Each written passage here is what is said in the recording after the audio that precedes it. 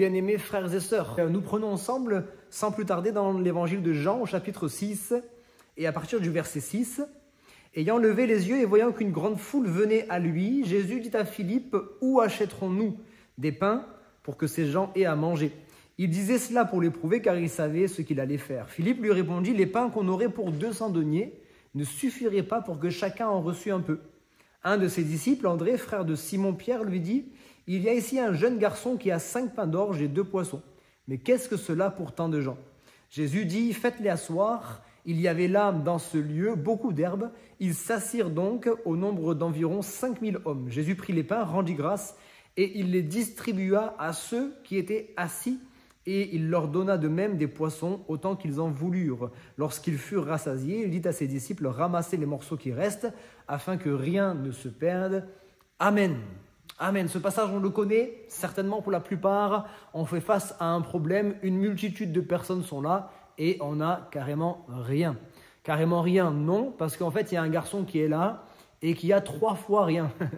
C'est-à-dire, il a 5 pains et 2 poissons. Bon, c'est sûr que c'est rien du tout par rapport à cette multitude. Mais ce rien du tout, vous le savez, ce n'est pas le sujet de ce matin, mais vous savez que votre rien peut être extraordinaire entre les mains de Dieu.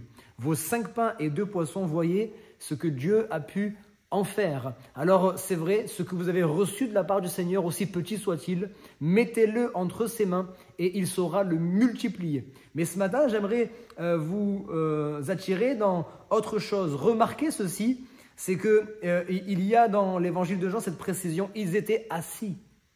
Ils étaient assis. Il fallait qu'ils s'assoient.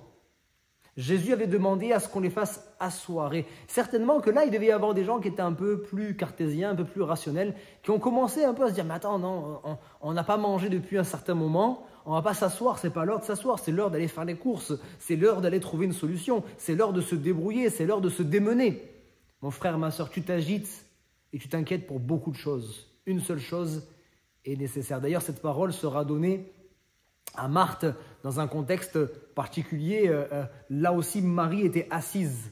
Marie était assise au pied du Maître à écouter l'enseignement de Jésus. Marthe, tu t'agites et tu t'inquiètes pour beaucoup de choses.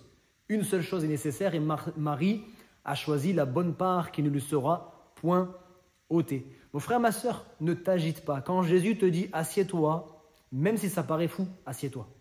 Quand Jésus te dit « alors que tu as faim », alors que c'est vrai que normalement, logiquement, ce serait le moment de te démener, ce serait le moment de trouver des solutions. Mais Jésus te dit, assieds-toi, reste tranquille, sois confiant, obéis-lui. Vous savez, la foi, eh bien, ça peut être d'accomplir des exploits. On peut accomplir des exploits par la foi, mais la foi, ça peut être aussi de simplement rester tranquille, de faire confiance en Dieu. Et peut-être que tu es dans une situation là où Dieu te demande simplement de t'asseoir, de rester tranquille, de t'asseoir, de lui faire confiance. Et on connaît la suite. Il va multiplier le pain et le poisson et il va distribuer la nourriture à ceux qui étaient assis. Pas à ceux qui étaient en train de s'agiter, pas ceux qui étaient déjà partis. Parce que ils ont voulu trouver une solution personnellement. Ils ont commencé à rentrer chez eux. Peut-être qu'ils sont rentrés chez eux plusieurs heures plus tard. Et c'est seulement plusieurs heures plus tard, fatigués, qu'ils ont réussi à manger. Mais d'autres sont restés tranquillement assis.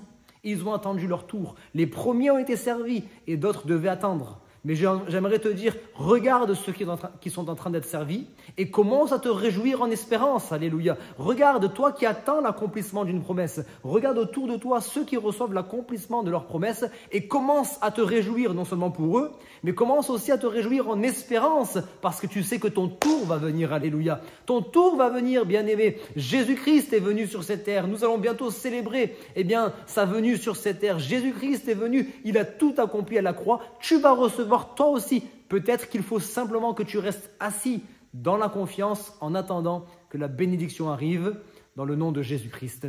Amen.